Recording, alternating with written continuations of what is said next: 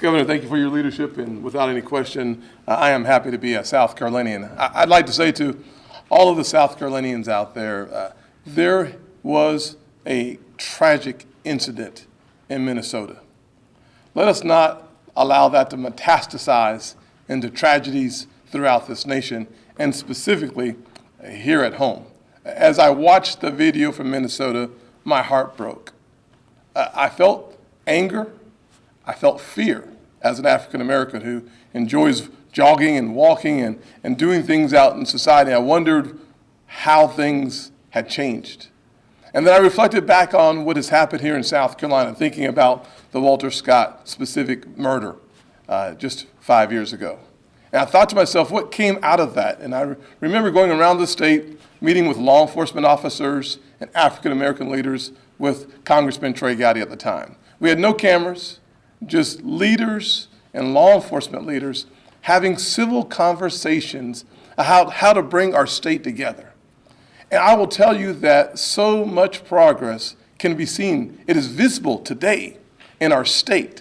It's one of the reasons why I have confidence in the law enforcement leaders of this state, because they listened.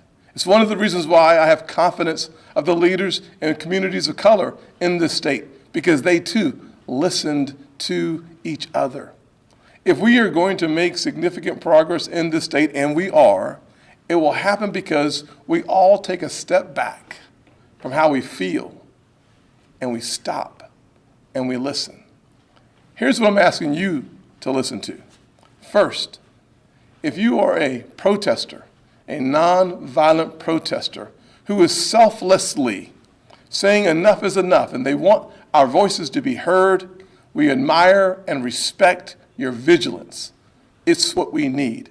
John Lewis, 50 years ago, helped us make leaps as a nation because of nonviolent protesting. But for those who are agitators, for those who believe that violence is a way to take advantage of this situation, that is selfishness.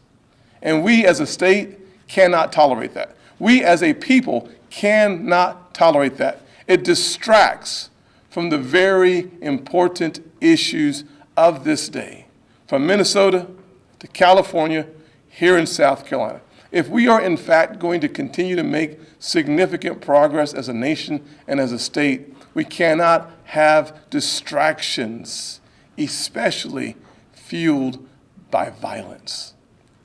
I ask you, I plead with you, please conduct ourselves in the most nonviolent ways.